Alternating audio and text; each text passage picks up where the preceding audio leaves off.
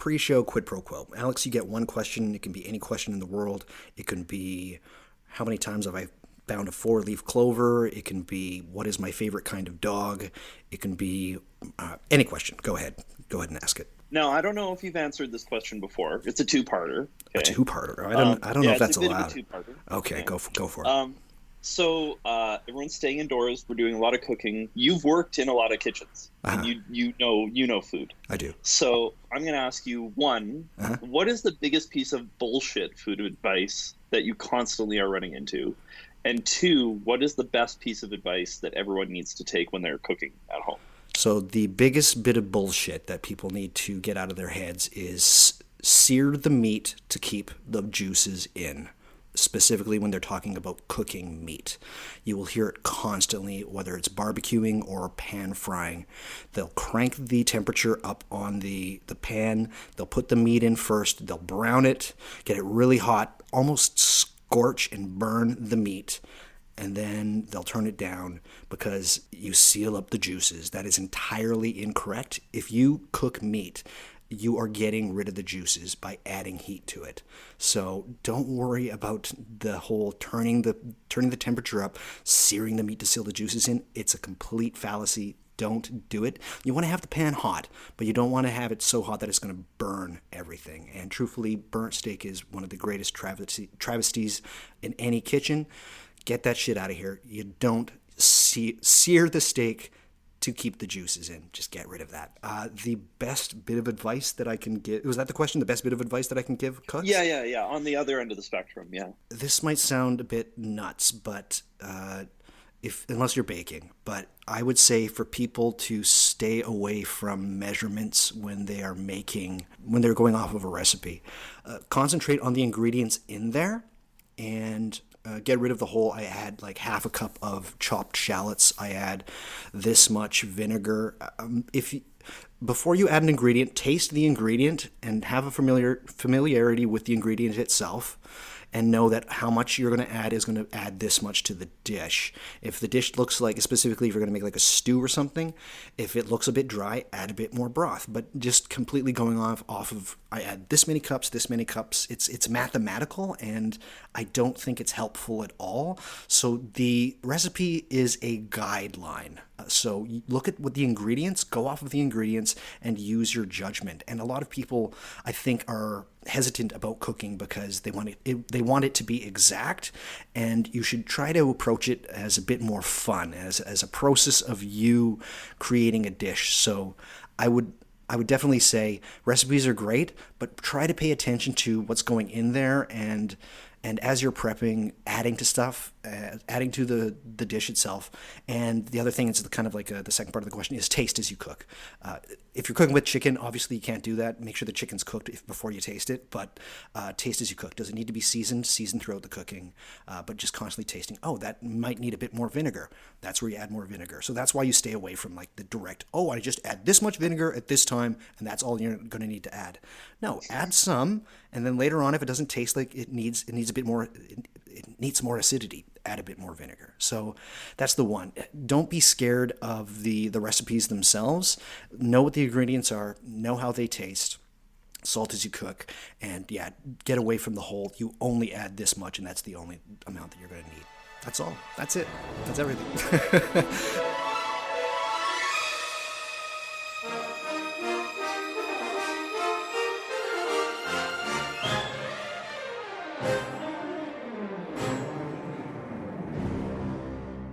Hey everybody, welcome to What Magic Is This? A podcast that asks, have you earned your consciousness today? My name is Douglas Batchelor, and in this podcast we're going to be going through magic, the occult, the paranormal, the supernatural, the esoteric, and the weird. And if you've never listened to the show before, here's how it goes. I have guests on the show. Most of them have no idea what magic or the occult is, or they just have the Hollywood version. You know, you light some candles, you put some incense, and the next thing you know, you've got a girlfriend, or Satan comes through the front door.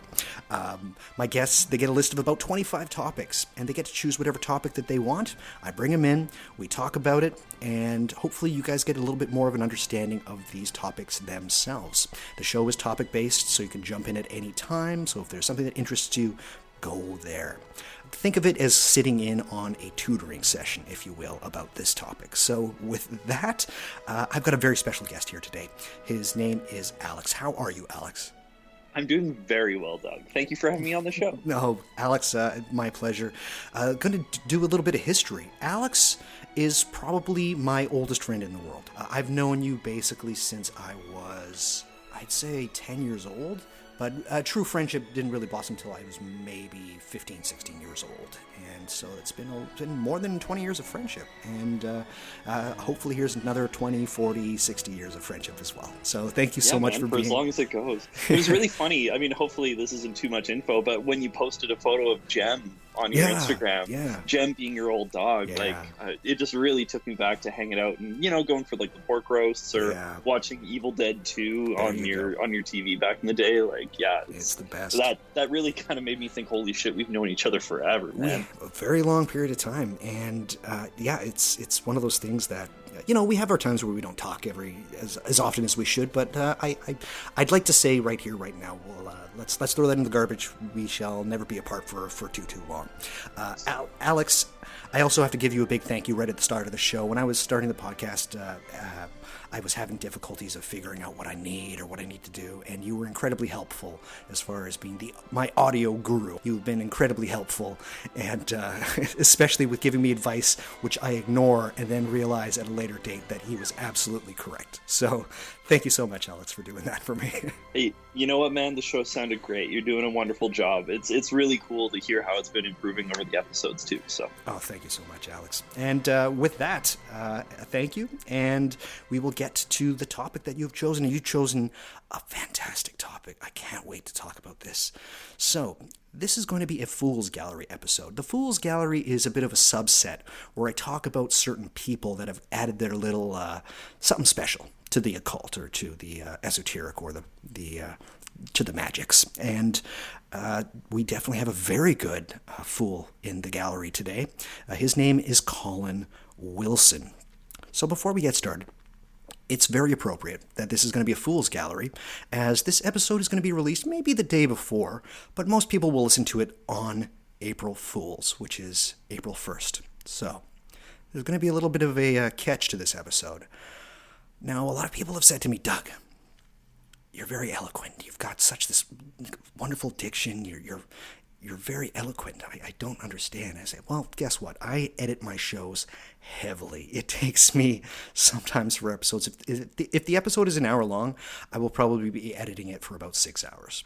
So with this episode for April Fools, I'm not going to edit the episode. You are going to get Doug Uncut. So I apologize right from the outset.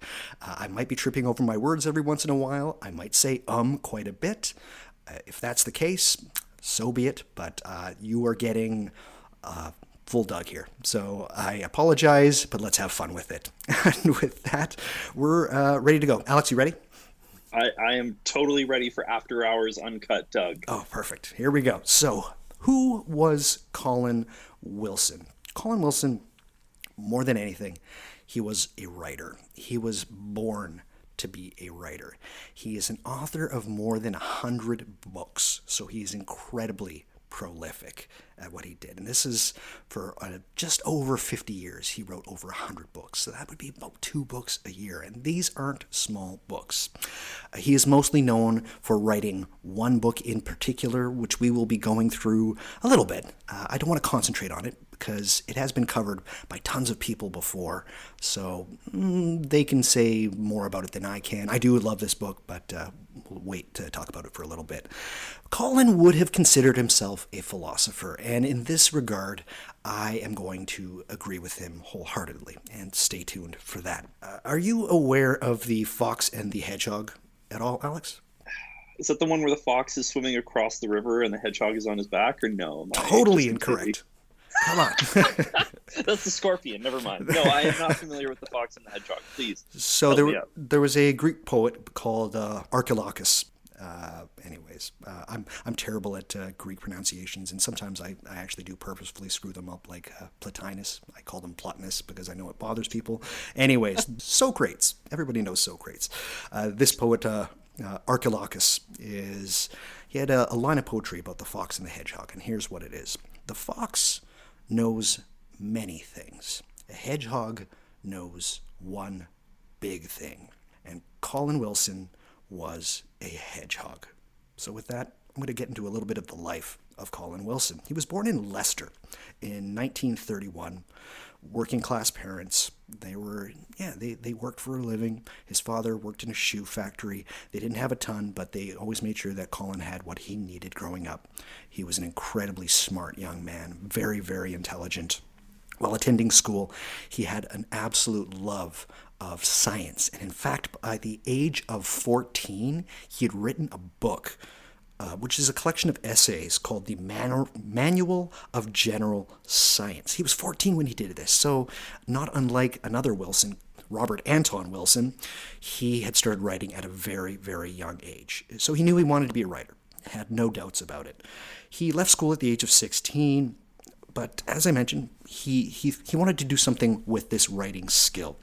He had a ton of menial jobs, working I believe he worked as a chemist in some places, and he worked in tons of warehouses and just kind of all over the place. He enlisted in the Air Force at one point, but he absolutely hated the authoritarian structure of the Air Force, and he told his superiors that he was gay, and they let him go. Because back in the day, that's what happened. He spent some time wandering across mainland Europe, hitchhiking his way to and fro, and eventually he made his way back to England. He got married for a period of about 18 months. It was a strained marriage. Colin had some part to play in this. He was young and he was very headstrong. So but he was definitely not happy at this point in his life. And at one point he contemplated suicide. Suicide was a big thing for him, and he was going to take some chemicals, and I think he was going to drink them and just off himself. But he had this strange moment that made him not want to kill himself, and it kind of spurred him to do something more with his life. Always writing, and always talking with writers, hanging out with writers. At one point, he met his future wife, Joy, who was his love of his life. He married her eventually. They had 3 kids. She, I believe, is still alive. But yes, they were totally in love. For a period of time, he was sleeping rough. He would sleep on Hampstead Heath in London. When I went to London 2 years ago, I made a point of it to drag the person I was traveling with, drag him to Hampstead Heath with me to pay some respects to Colin Wilson. And he would be sleeping there at night in a sleeping bag. He would usually be woken up in the morning by a dog on a walk, licking his face. So, what is Hampstead Heath? I don't really know. It's a park. It's just a park in London. It's a fairly famous one, actually. Yeah, I believe it had some history. I believe there was a military fort there at some point. Could be wrong about that, but yes, no, it's basically a somewhat open park. Yeah, in London.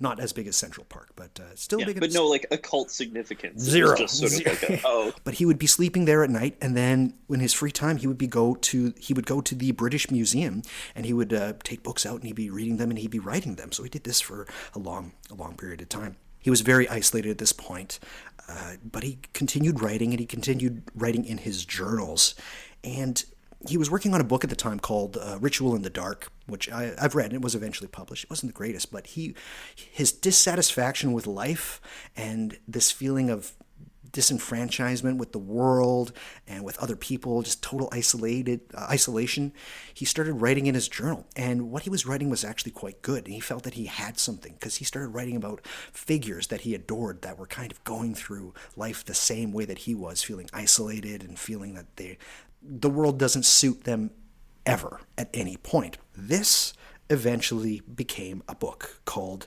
The Outsider, which, when it was given to a publisher, it was published in 1956. He was 24 years old when it was finally published. This book was enormous. It almost single-handedly changed his life overnight. You had major literary figures saying that finally England's got its own existentialist philosopher, like Alfred Toynbee said such things.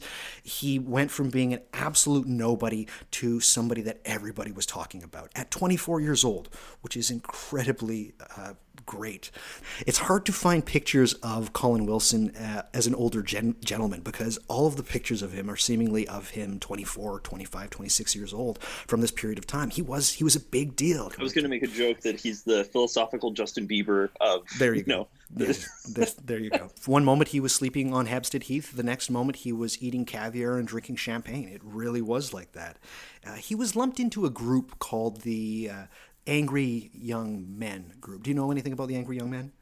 No, not at all. No. It was a literary, almost, well, it was a cultural thing. A lot of writers like Kingsley Amis, and I'm forgetting some of the other ones, but also in films with things like Tom Jones and The Loneliness of the Long Distance Runner. It's about young men being dissatisfied with the society that they live in, and them wanting to rebel. It was kind of their Wild Ones moment, like, what are you rebelling against, Johnny? What do you got, kind of thing. That was, but in a very British way. Like a Catcher in the Rye kind of. Yeah. Okay. So there was a whole group of these people, and I would say probably wrongly so, and Colin certainly felt this way. He was lumped in with these people. He disagreed with a lot of them, but he was put in there.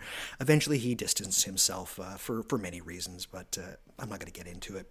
The shoe definitely didn't fit. His second book, released not too shortly after, called Religion and the Rebel. He thought it was a fantastic book. Truth be told, I think it's actually a really good book. It was universally panned. Every single person that said, look at this genius 24-year-old, thought that this book was awful. They thought it was terrible. How this is a one-trick pony. How dare he even consider himself a writer? Colin was extremely dissatisfied with this, and eventually he moved away from London and moved to Cornwall, which is where he would stay for the rest of his life. He had a house there, and eventually he got another house, and he actually even had, I don't know if it was in the 80s or the 90s, but he had so many books, and he was such an avid reader and writer. He had a separate house for his books. He had such a vast library. So personal ambitions, that's one of mine. I want a house, but I want a fucking house for my books. Like, yeah, how great would that be?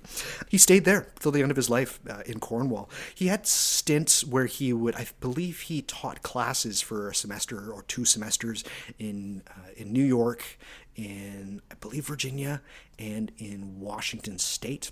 But for most of his life, he would stay in Cornwall. He kind of was still producing books after The Outsider and The Religion and the Rebel. But he was pretty much irrelevant. Nobody was paying attention to him. If he would release a book, it was just like, oh, great, another book from that windbag, Colin Wilson. So was it a case where it was sort of like a Bob Dylan thing where people wanted more of The Outsider, but he kind of went in his own direction and everybody just hated it? Or? I think that just the ideas that he was putting forth, they didn't really click with very many people. It might have been a bit more abstract than because he was using figures that everybody knew of or didn't know of yet. Just, I don't think anybody got any of the figures, or they thought he was pulling it all out of his ass. It was just like making very strange statements about people, and it just doesn't apply. So yeah, it was completely panned.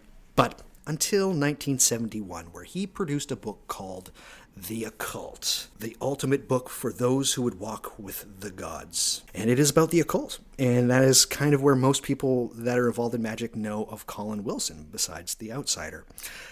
Always writing. Constantly writing, and that's just basically how he lived his life. He was his life. He was addicted to writing. He had a spinal operation in 2011. Eventually, not too long after this, he had a stroke, which left him unable to speak, sadly. And then he got pneumonia, and he died on December 5th, 2013. And it's not too long ago. Yeah. That's the life of Colin Wilson. So what was Colin Wilson's deal? What was his idea? So, again, the hedgehog. What would that one big idea be? Well, you ask some people, it would be he was all about consciousness. It was about consciousness and what you do with consciousness. Okay. You ask other people, they'll say it's mystery. His thing was mystery and the unknown, because he wrote a lot about mystery and the unknown. I would say the best one word for his one big important idea is meaning. Colin Wilson thought that the biggest thing holding us back and our greatest salvation for operating in this world is meaning. He came up with what is called new existentialism. Well, he called it phenomenological existentialism, but new existentialism is probably the one that he'd rather have it known as. So do you know what phenomenology is? No, no. Okay, phenomenology is the study of the structure of consciousness, basically. And it's a really interesting idea. A lot of very cool people that are involved with it, not least of which was Husserl, which forgotten figure nowadays, completely forgotten, but Colin Wilson absolutely adored him. How I try to explain phenomenology to people is that it's the kind of the first philosophical movement to take experience as very valid, whether they be subjective experiences or objective experiences. They treat both as real. It's all about the phenomenon of existence. Do you know what existentialism is? Yes, yeah. What's existentialism, yeah. Alex, for $200? Oh, God. I don't know. It's been a long time. Why don't you tell me? I feel like you're going to be way better at describing this than I would be. So existentialists basically believe that you are free. This is a good thing and a bad thing. But you are a responsible agent in determining your own development through forceful, willful acts. So it is kind of the YOLO of philosophy, although it's more like YOLO, because they're kind of considered a little bit dire. It's about existence and what happens after existence. Nothing happens after existence. Well, not all of them believe that, but yes.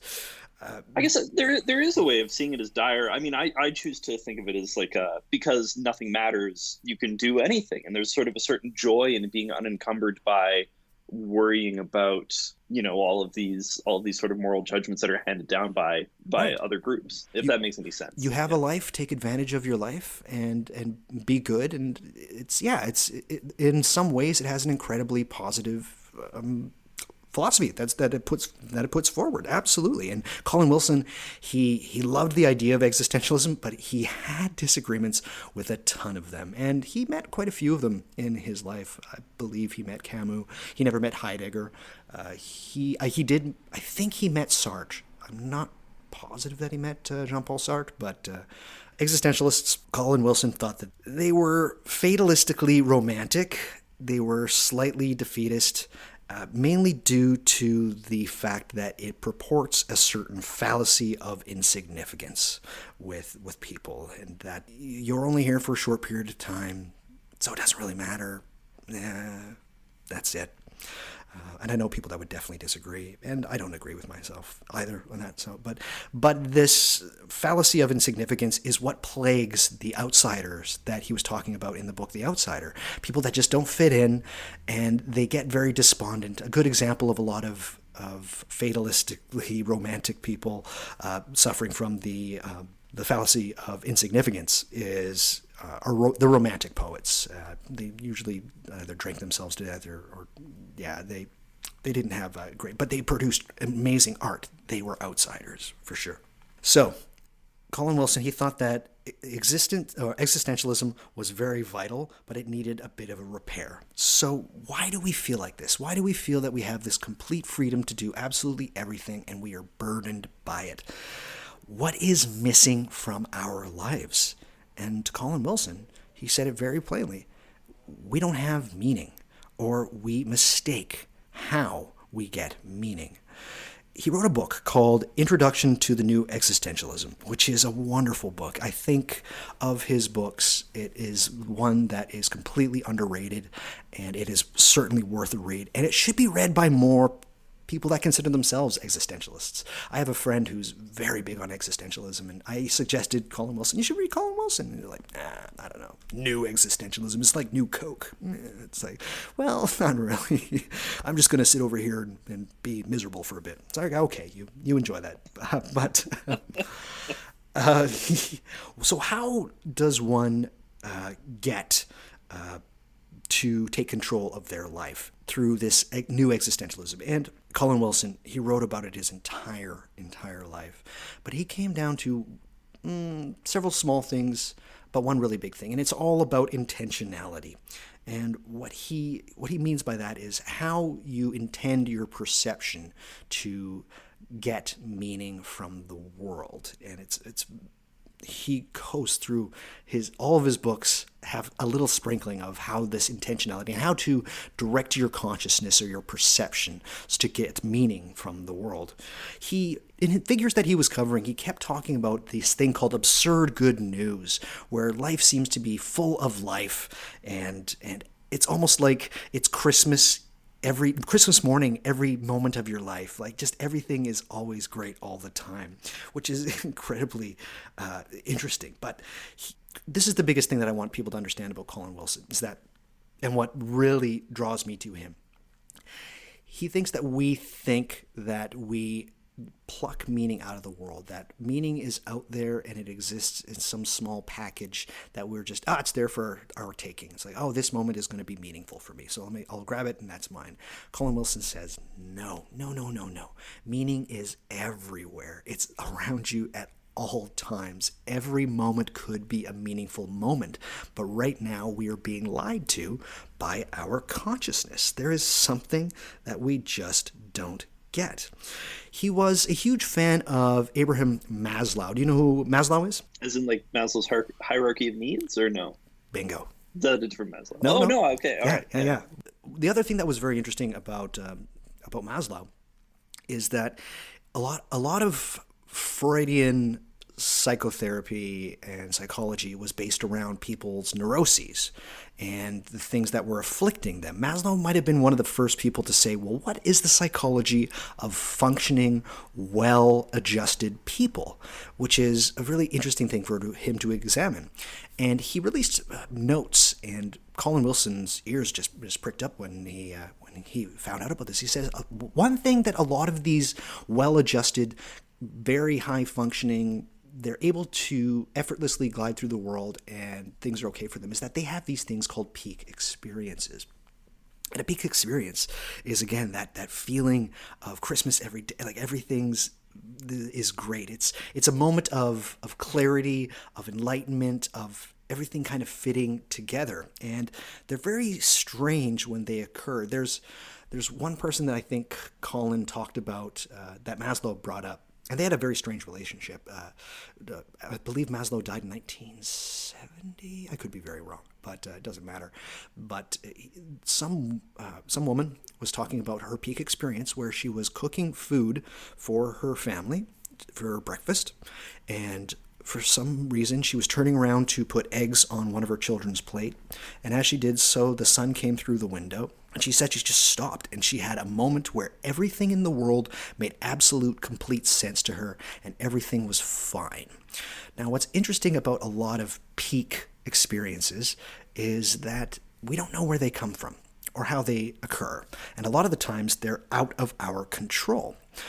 Colin Wilson was like, well, I don't know if I completely believe that. What if we can control when we have peak experiences? Or what if we could some way guide our consciousness so that we have more peak experiences and we can be better adjusted and take more control of our consciousness? Is this the kind of thing where people talk about living in the present, quote unquote? Like, I guess that's kind of maybe what he's getting at, is just being more aware of the life that you're living. A little bit. I don't think he would ever use the words like being of the moment. Being of the moment, I think he probably would have thought of as being like taking advantage of the moment.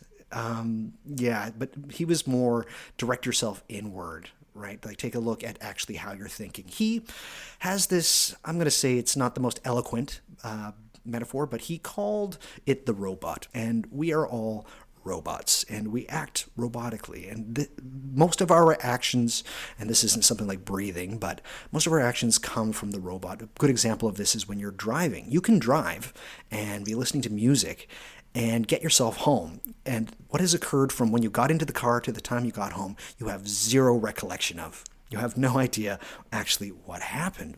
But he says, at some points, you can be doing this, and if you just slightly alter your perception or your intentionality, for some strange reason, peak moments sometimes occur. That woman making breakfast for her kids, something happened. It just kind of came in there, and she had this incredible moment. Colin Wilson said, we have to be aware of the robot, and we have to not reject it, but maybe pay a little bit more closer attention to the moments that we are in full robotic mode. He drew great satisfaction from, he had a large collection of records of going through somewhat robotic method, just taking albums out. Obviously, we're talking about vinyls. Do people even know what vinyls are anymore? They've got a resurgence. Oh, they do. It's true. And they're It's buying true. CDs, right? So, but he would take them out and then he would clean them and he would put the sleeve back and then he would just put them back on the shelf. And he said that he would have some, like he would come close to peak moments while he was doing this, merely by the fact of paying a bit more attention to something that should have been automatic for it. He realized that he had this love of doing what he was doing, but the act of doing something that he was doing was somewhat robotic. So he just directed his perception to pay a bit more attention. He was like, oh, I'm putting an effort in. And effort is one of those things that I think when you say live in the moment, it's a little bit passive. This is being a bit, putting effort into the smaller things that you were doing. And he has, several examples of I'll go into it a little bit, but there's a couple of things that he talked about, but I'm going to share one with you right now that really tickled me, and it certainly tickled Colin when he came across it. And I'll be reading from a book that I will bring up in a little while. Another insight that came to Wilson concerned the strange behavior of the planarian worm. In Ardrey's The Territorial Imperative, which is a great book, just as an aside here, it's a fantastic book, Wilson read about a remarkable experiment involving planaria. Planaria are very simple creatures. They have no brain, no nervous system, no sexual organs. Two scientists were studying them and devised a way to test their learning ability. They put the worms in a tube full of water that forked into a Y at the end. They then drained the water, which planaria need to live. The worms went down the tube until they came to the fork. One way was lighted and led to water. The other was dark and didn't. Most of the worms soon learned to head down the lighted tube. But as the scientists repeated the experiment several times for colleagues, they noticed something strange. The planaria, who had solved the puzzle, started to take the wrong turn. Or they would lie still and do nothing and eventually die. It was as if they were saying, "Oh no, not this again," and preferred death to going through the same routine. One scientist suggested that they were bored. Without a brain or a nervous system, this seemed unlikely, but the scientists decided to test it. They made the choice more difficult. Now the water was down either an unlighted tube made of rough plastic, which the worms could feel and would be unpleasant, or a lighted tube made of smooth plastic. They took a fresh batch of worms and set them to work. Because it was more difficult, only a third of the worms solved the problem. But this group would perform the experiment repeatedly without getting bored. They never took the wrong turn or sulked and headed down the right tube every time. The conclusion seemed to be that the first group did indeed get bored, but the second group cleared this hurdle by putting more effort into the test. Twice as much, it seemed. Doubling the effort prevented boredom. This, Wilson saw, was why he got so much pleasure from the album sleeves. He was putting more effort into what was necessary into the task. Our attitudes determine whether something is boring or not. It was another important insight for the new existentialism. Yeah, this is very important, I think, specifically, and I'm going to bring it to the occult here, because I think a lot of what Wilson's contention would be about the occult and people involved as magicians is that a lot of the reasons why they have incredibly strange phenomena is the amount of effort that they put into what they are doing. So in a way, magicians, we're kind of heading down a new existentialist path, whether we know it or not. But here's the other thing about Colin Wilson. He was assured that there was something else, not just this existence. There was a spirit realm, or an other realm, and that our consciousness is lying to us a lot. Now, Colin, being the younger lad who was very happy with and enamored with science, was not happy with this. He was not happy with the fact that, great, there's something else that we have to take into account here. Colin thought that magicians have a seeming advantage in accepting this other way of perceiving and another different perception that they had. And I'm going to read for the last time, but I'm going to read again from a book that I will also mention later. Wilson had the conviction that all human beings possess hidden powers, yet it was not these kind of powers that really interested him, as fascinating as they are. What had obsessed him since childhood were those strange moments of pure joy, when he experienced an almost godlike sensation of power or freedom. These were the peaks, the moments of the other mode of consciousness that had become his lifelong study. Was there any connection between the two? Were mystical or peak experiences part of a gradient that included the kinds of experiences we would call the paranormal? Wilson recalled a moment when, during his first trip to France, he was hitchhiking to Strasbourg, and a truck driver had given him a lift to a roadside cafe. He had enjoyed a meal and a glass of wine, and he looked out at the mountain in the distance, and he experienced a feeling of joy that was so complete that all the problems of my life vanished into insignificance. It was not merely a feeling, but a seeing. He knew, once again, that what was wrong with human beings is that they are too close to life, and that such closeness deprives us of meaning. This is what leads to the fallacy of insignificance and the pessimism that undermine the old existentialism. We need to be able to step back from the constant press of things and gain perspective. If we could learn how to activate this distancing at will, our lives would be transformed. As it was, we waste most of our lives dealing with the minor problems that we vastly exaggerate. If we could learn how to turn on this visionary faculty at will, the earth itself could be transfigured, since most of the ugliness and evil of our lives is due to stress and close-upness. Again, what fascinated Wilson about these moments of vision is that they seem to suggest a completely different way of getting knowledge than our usual step-by-step approach. When the visionary faculty is switched on, he writes, the mind seems to be able to penetrate reality and to grasp meanings that normally elude it. Wilson came to see that these meanings can have a paranormal or mystical content. This, he suggests, is not different from the kinds of experience that make up the paranormal when people suddenly seem to have a knowledge they shouldn't. Both kinds of experience also seem to happen when we are relaxed. Psychics speak of quieting their minds, of emptying them in order to allow any messages to come through. In both the mystical and the paranormal, there seems to be a kind of direct knowing, not mediated by the usual routine of the intellect. In both, a kind of shift of consciousness occurs, a kind of turning inward that reveals another world. So, all interesting stuff. Actually, yeah, super interesting. I don't know, just when you were reading that, it really, and if I can have like a plebeian reference in here, he sounds a lot like when athletes talk about being in the zone. I've got an interesting story about that, and it's a personal story. Again, I used to work in a kitchen. I was a chef for 8 years. I had this thing where I don't want to spoil anybody's illusions here, but flies, when they go into a restaurant, the first place that they go is going to be the kitchen. And a lot of kitchens, they're usually very clean, and we do a good job of getting rid of the flies, but every once in a while one gets in. I'd say maybe 1 or 2 a day kind of thing, at least where I was working.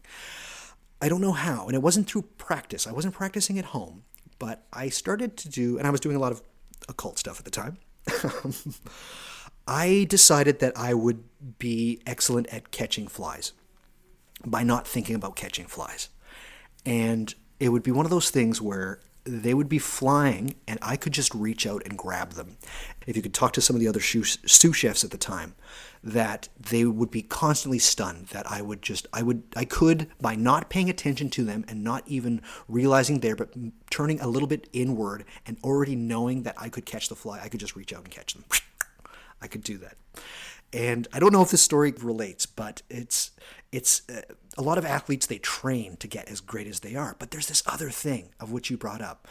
They get in the zone, strangely enough. And this is what kind of Colin was talking about in a strange way. The ability to be able to just distance a little bit and just know that you're going to do something before you'd actually do it. And here's the thing, once I stopped working at a kitchen, I'm terrible at catching flies. But for a period of about 3 years, I would just be able to go, shh. And yeah, I remember one sous chef, I'm not going to mention his name, he would just be like, what the fuck? And I was like, the second I thought about catching the fly, I wouldn't be able to. I notice the fly and then I reach out and I catch it. Like, it is very bizarre. I've never experienced anything like that since. So I don't know if that relates in any way, shape, or form. So how does one achieve this? Colin gives a lot of clues and a lot of theories, and he's great at that. But he does not have a step-by-step guide, which is something that we each have to figure this out and how we do this. He was very good at synthesizing theories, not so good at offering solutions, which I think stakes his claim as a philosopher more than others would, but he offered a very simplified explanation. And he also wrote about 15 books about the new existentialism. It always seemed to creep in there in some of his books. And even if it was a book like Super Consciousness, he wouldn't say new existentialism, but it's like, I know what you're talking about, Colin. I know it's new existentialism. So the thing that I want people to realize about Colin Wilson, and specifically if you're involved in the occult, is that meaning does not exist as something that you can put a lasso around and you catch like a horse out in the wild. It is around you all the time, and it is about shifting your perception to be able to see this meaning. There's ways of getting there. Animism, anybody? But anyways, I'm just going to throw that out there. What other interests did Colin Wilson have? Well, so many. Tons. He was quite interested in sex. He wrote a book called The Sexual Impulse. Strangely enough, it's for some people, sex is you're the robot. It's just very well to do. And at other points, it might be the most life-changing thing that has ever occurred to them, which is very strange. And Colin was very enamored with that. He loved poetry. He was like me. He just adored poetry. And yeah, I could talk for a whole episode about Colin Wilson talking about poetry, but I'm going to save you all from that. He loved ghosts. Absolutely loved ghosts. He also was crazy interested in crime, specifically murder. He is the one that came up with the term ripperologist or ripperology. So when people talk about Jack the Ripper as ripperologists, that's Colin Wilson. He came up with that term. So he was interested in them because of the fact that a lot of serial killers, specifically when they kill people, they talk about when they do it of having peak experiences and the consciousness and how it shifts when they're doing these ridiculously heinous things that are taboos. And he was very interested in this.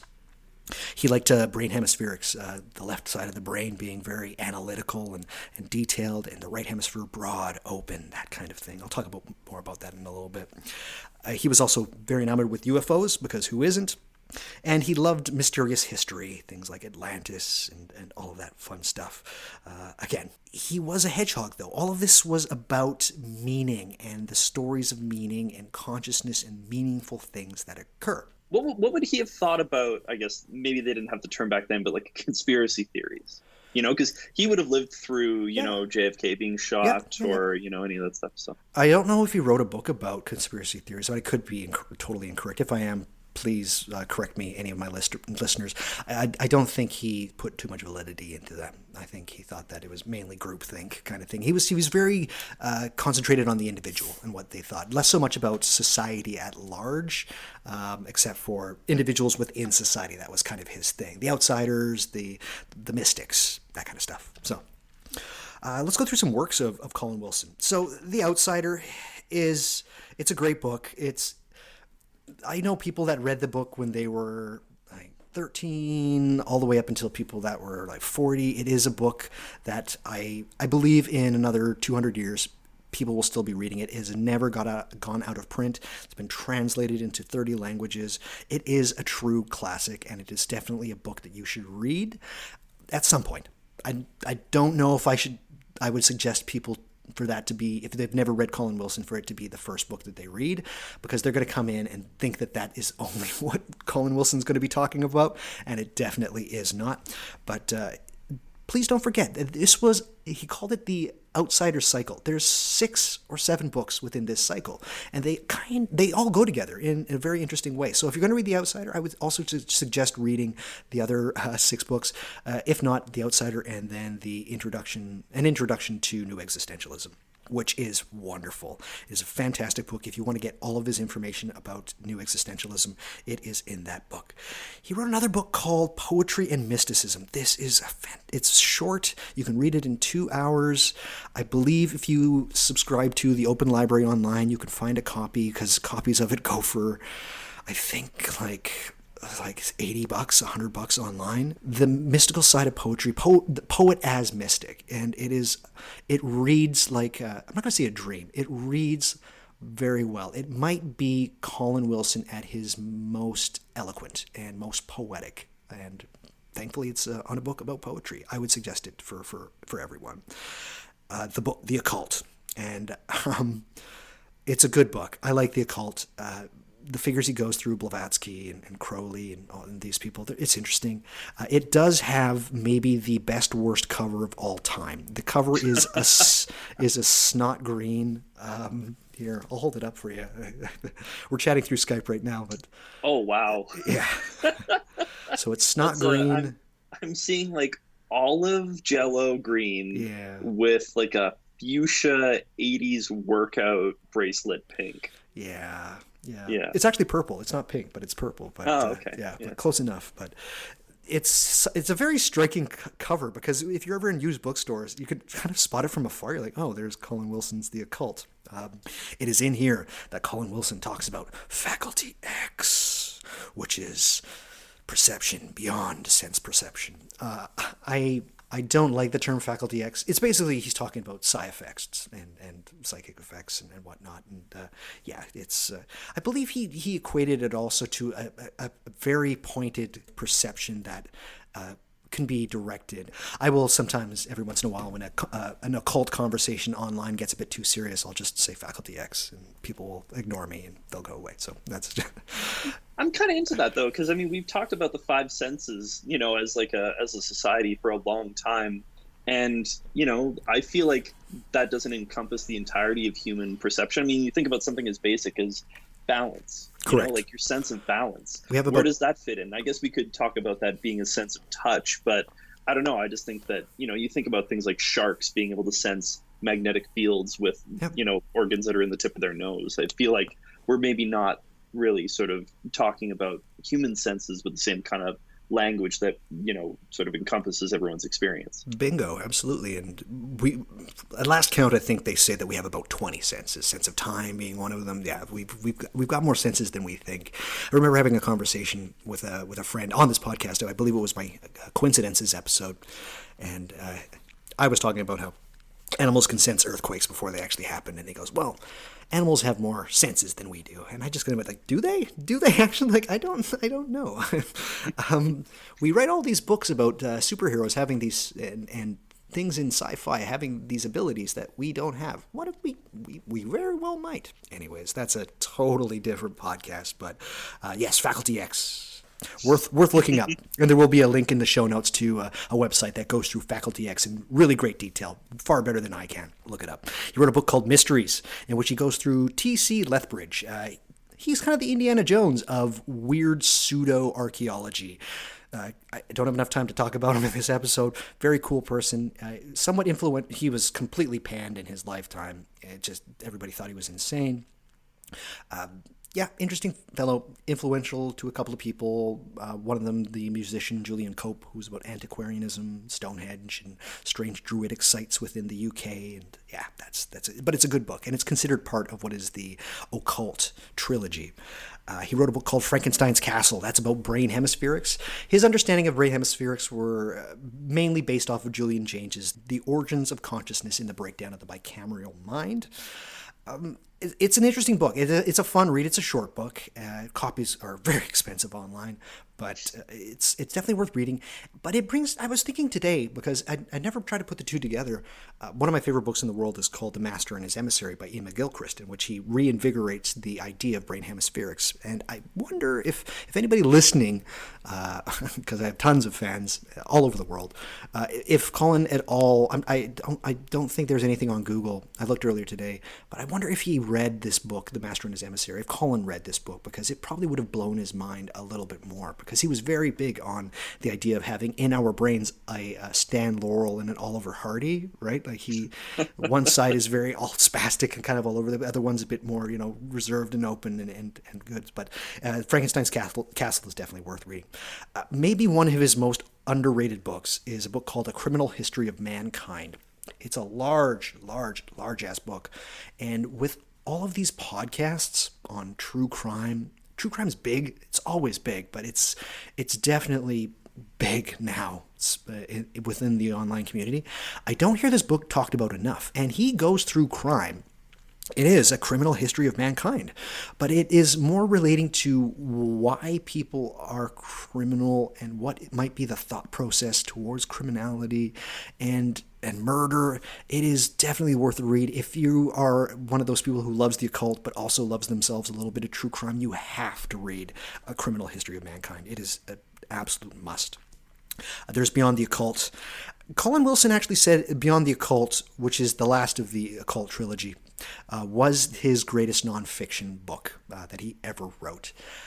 I don't know if I agree with Colin, but it is interesting to see how the ideas of new existentialism get filtered and combined with the occult and with psychic effects.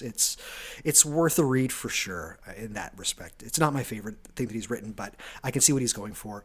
It's like one of those kid toys where you have the different shapes and you've got the square and you're trying to put it into the little drop it into the star. And you can, if you kind of tinker the square, you can kind of like get in one corner of the star and you can still plop it through, but it's not an exact fit. That's kind of this book. I don't know if that metaphor makes sense to anybody. He wrote a book that was very popular called From Atlantis to the Sphinx. It's a bit much, but I'll talk about it in a wee bit.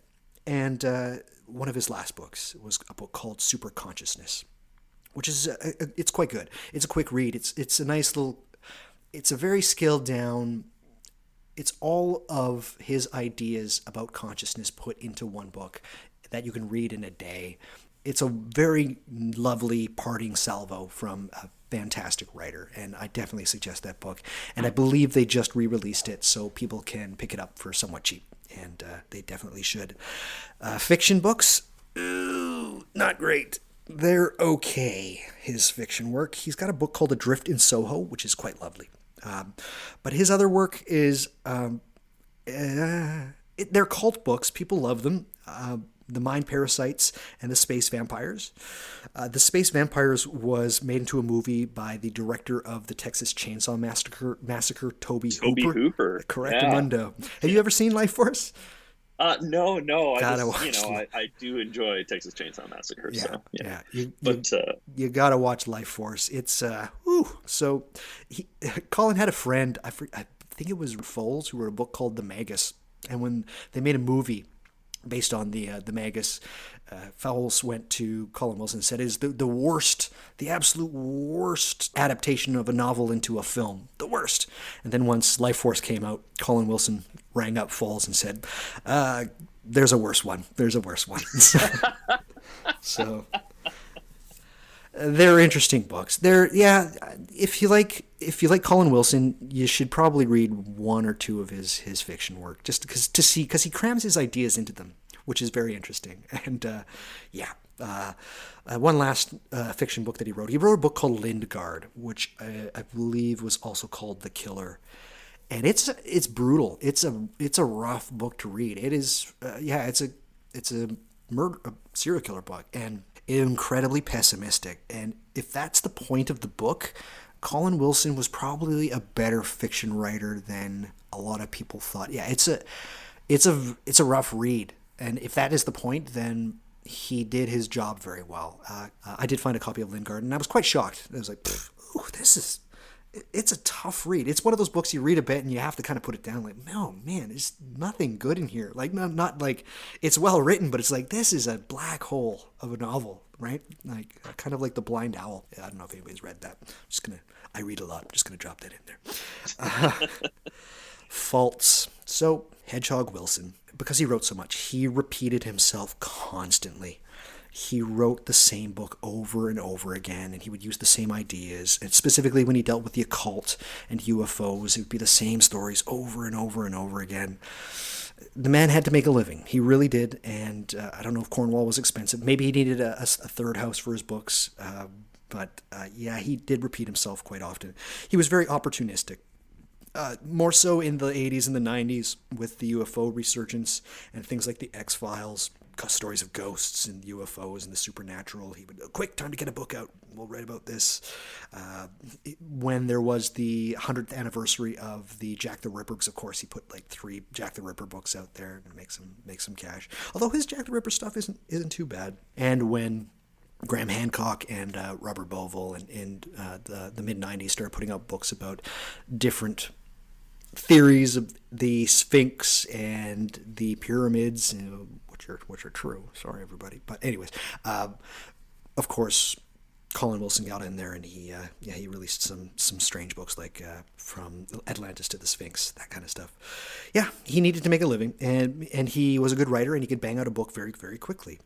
Another fault, I don't know if this is a fault, but I'm on the fence on it. He did the introduction, and he did some material on a book called The Gates of Janus. Do you know who Ian Brady is, Alex? Or the Moors murderers? Oh, like as in Inspector Morse? Or no, am I thinking of No, something else? No, no, then no, I don't know. Yeah. the Moors murderers. They were serial killers, and Ian Brady was in prison, and he wrote a book about his killings. And Colin Wilson added some material. He did the introduction, and they published it. And it's again, it's interesting to see how a serial killer would write. And maybe somebody could find something psychologically in there. I'm on the fence on this one. I don't know why. I can understand why Colin would think it would be important. And I have read The Gates of Janus. It's actually kind of boring. But giving a platform to a serial killer, especially one as heinous like Ian Brady and Myra Hindley, they are some of the worst people that have ever lived. And we have a lot of really terrible people in history. They are up there. They are definitely on the list of maybe some of the worst people. Just horrible individuals. But yeah, he did that. He definitely did do that. He wrote a review for a book about Hitler that in the review he kind of put a question mark behind the Holocaust.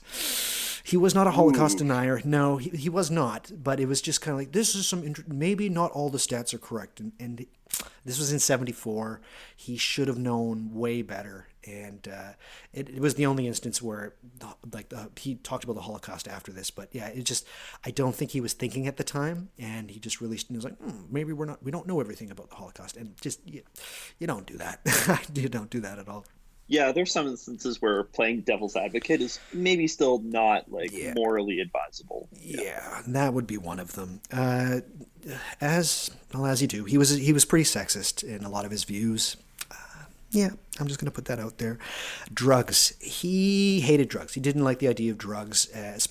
For a guy who was so enamored with consciousness, I don't know why he didn't think that drugs had a purpose or could help people with. He looked at Aldous Huxley's idea of people taking drugs and being able to go off into Wonderland and a utopian society. He thought that was foolish. I get that, and I believe he did mescaline once.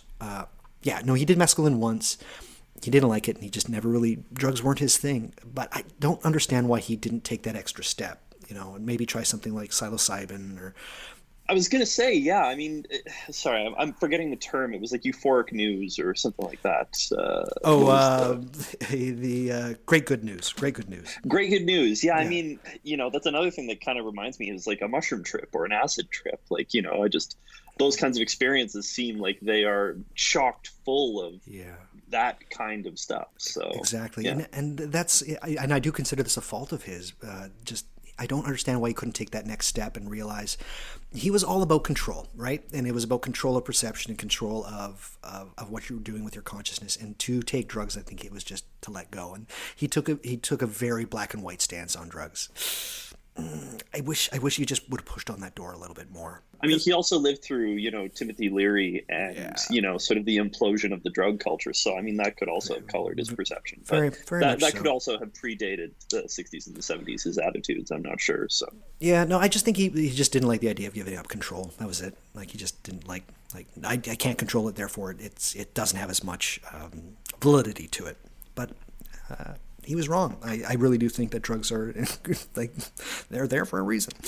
He drew some very odd conclusions from cherry-picked research, as you do.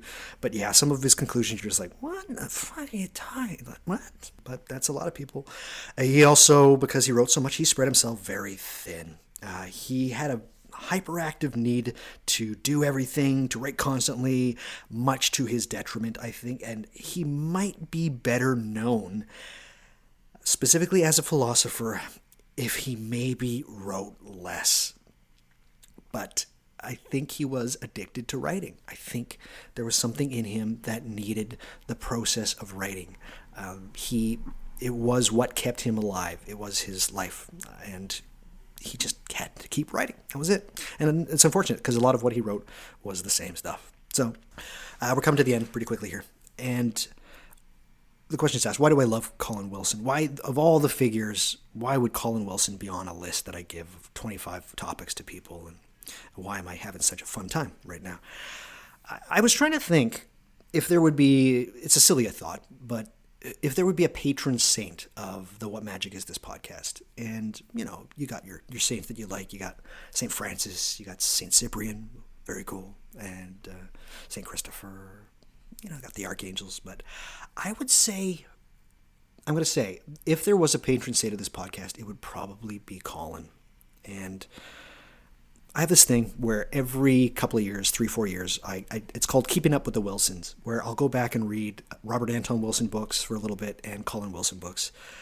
Colin has aged very well with me. Robert Anton, not so well. Colin, he seems more important the older I get. He also has this very cheerful, and Bob Wilson is very cheerful as well, but there's something cheerfully charming about Colin Wilson.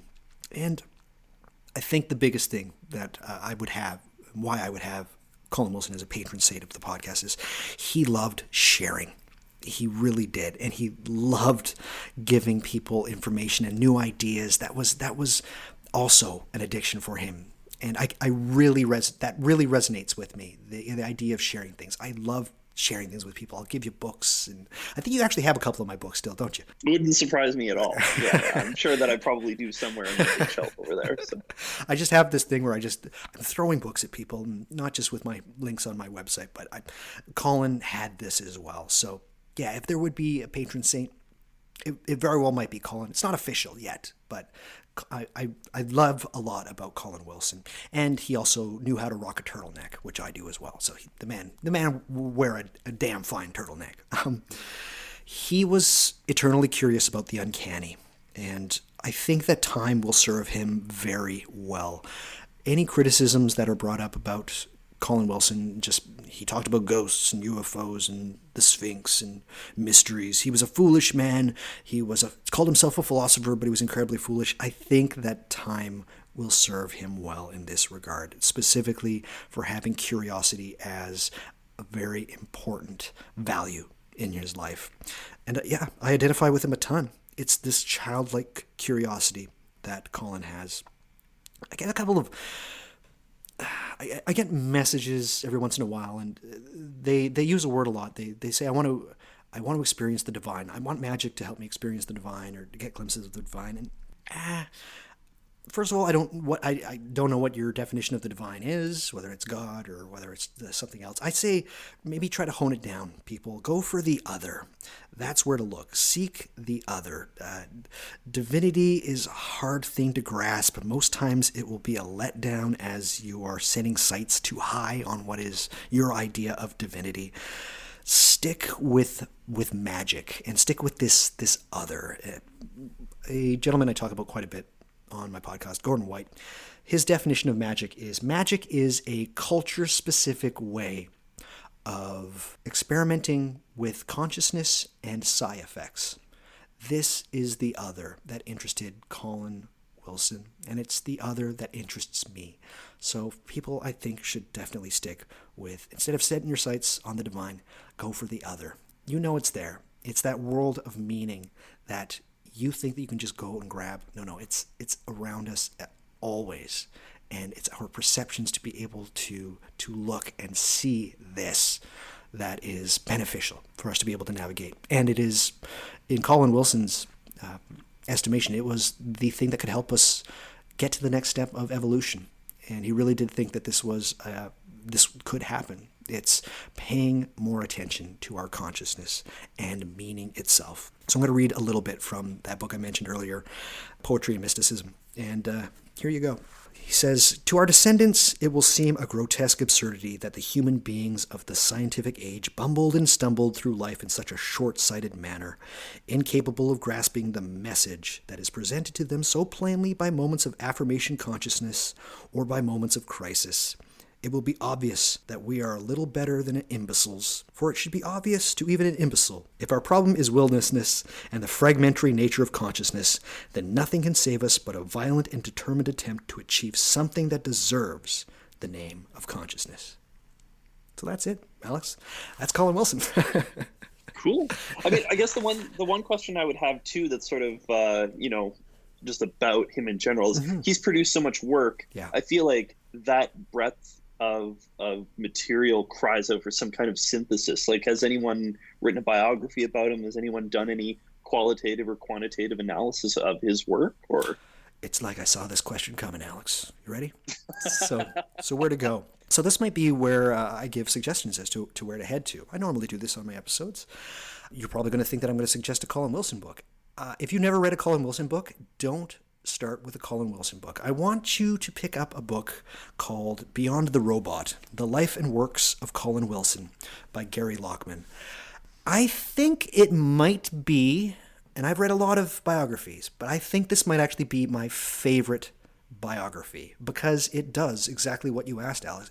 It takes a lot of the great ideas that Colin Wilson thought were important and puts them in a wonderful context and compares them with other ideas that Colin had, and it really is a wonderful, it's not just a story of his life, it is a story of his life through his ideas, and it is a fantastic book. It is an A+ of a book. So I want people because he's written a lot, before any of this, get this book. If there are ideas that Colin talks about, that other people's ideas that he had, or if there's ideas that he has and it's mentioned in the book what book that's in, that's when you branch out. But this should be the book you read first. It is a fantastic book. It's really quite wonderful.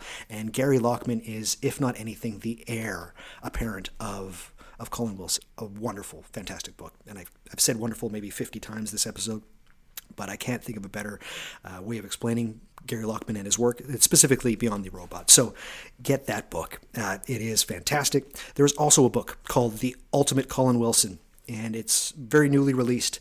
It's a fantastic book. It's a bit thick, but, and I before I even knew that you were going to pick this episode, Alex, I bought this on audiobook, and I've been listening to it. So I was super happy. It's like, fuck yeah, Colin Wilson. I'm going through his stuff again. I'm keeping up with one of the Wilsons.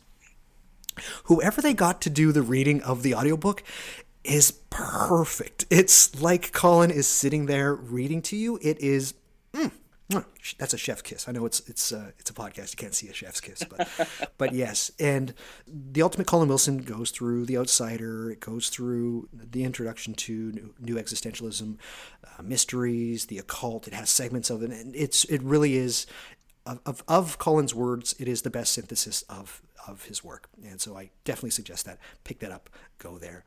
Any of the books that I mentioned earlier, just, rewind as you do. And every book I mentioned deserves to be read for sure. And they are all enjoyable in their own way. He is an extremely charming writer. Like he's not as funny, tongue-in-cheek as Robert Anton Wilson thinks he is. But there's this strange, it might just be because I'm like, I don't know, sub-Anglophile, but Colin's writing is, it's very, it's my cup of tea. I'll just put it that way. He's very easy to read. It's nearly effortless, but he gets his point across. So it's all good. So get Beyond the Robot, start there and enjoy that. And then if there's any ideas in there that mention the book that it's brought up in, get that book because it will be expanded upon.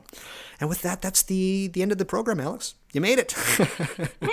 That was a great episode. Yeah, I was pretty excited to be a part of that. Thanks, Alex. This is one of the longer ones. With that, everybody, head to whatmagicisthis.com. There you will be able to subscribe to the podcast on iTunes, Google Play, which I just heard is kind of like a zombie app right now. Nobody uses Google Play, but it's up there. Anyways, Spotify, I'm getting lots of subscriptions on there. You can find ways to download on Stitcher. If they've got podcasts, I'm going to be up there. So just have a look. What Magic Is This? It'll be there. Also on my website, you'll be able to find links to my Twitter account, which I'm using quite a bit, to Instagram. I'm using it. I don't really get it, but I'm using it. And also to Facebook, which is a real afterthought for me. On my website, you're going to find show notes. I've gone on my way for these show notes, and on this one, unfortunately, there's not going to be a ton. I might have 10 show notes up there, depends, but most of the things that I think people should look up are on one website, which is, I think it's just called Colin Wilson Online.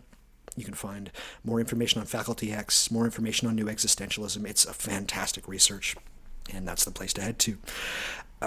Guys, if you like the podcast and you have a question, please reach out to me. Ask me a question. I'm incredibly easily approached, and I think the word is approachable. That's probably the better word.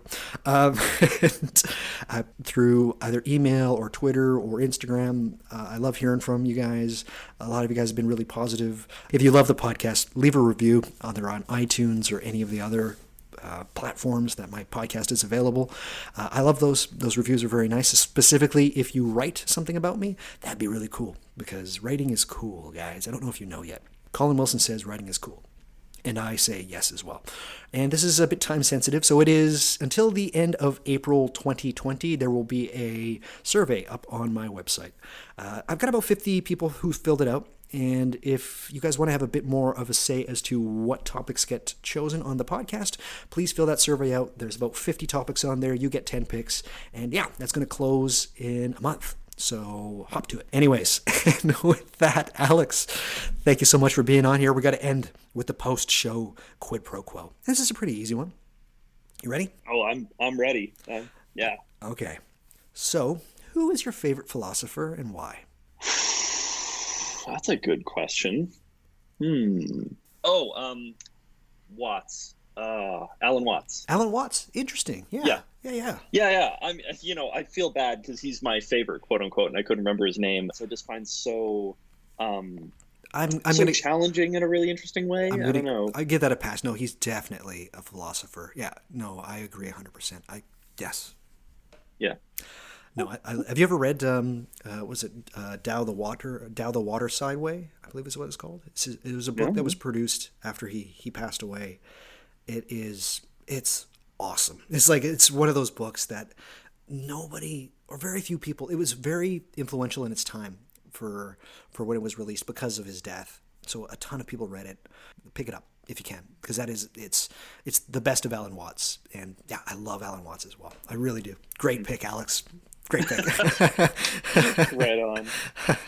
And with that, that's the end of the program, everybody. This is going to be one of the longer episodes, if not the longest episode. And I'm glad, because Colin Wilson, I love him to death. I think a lot of people, he's a gateway. He's a gateway into certain things, not just magic, but philosophy and strange phenomena. And besides that, just his ideas about meaning and how one gets meaning and how one can get more meaning into their life, perhaps, is very important. So, maybe patron saint of What Magic Is This podcast. There you go. Alex, thank you so much for being on here. This has been a wonderful time, and I'm sorry it took so long, but it's great to have you. I love having you around here, and I love you. I'm just going to say I love you. And I love you too, bro. It's been too long. I miss being out there in Toronto, but I'm glad that you're doing safe, and I'm also just really glad to see how well the podcast is doing. I think you're really knocking it out of the park, man. Thank you so much. No, and I couldn't have done it without you. You were a great support, and you always contact me at least once every 2 weeks or so. Just let me know that I'm doing great. And as much as I come off sounding like I'm an egotistical maniac, I'm not. I'm a human being, damn it, with feelings. And you've always been one of those people to tell me I'm doing great. So I'm eternally grateful for that, Alex. Amongst other things, you're a great guy to have in my life. You really are. All right, he's blushing, but. And with that, that's the show, everybody. Thank you so much for tuning in. And come on back. We're going to talk about more of this magic weird stuff. It's real. And you can get more of it here on What Magic Is This? Thank you all for listening. And we'll talk to you soon. Stay luminous. Bye-bye.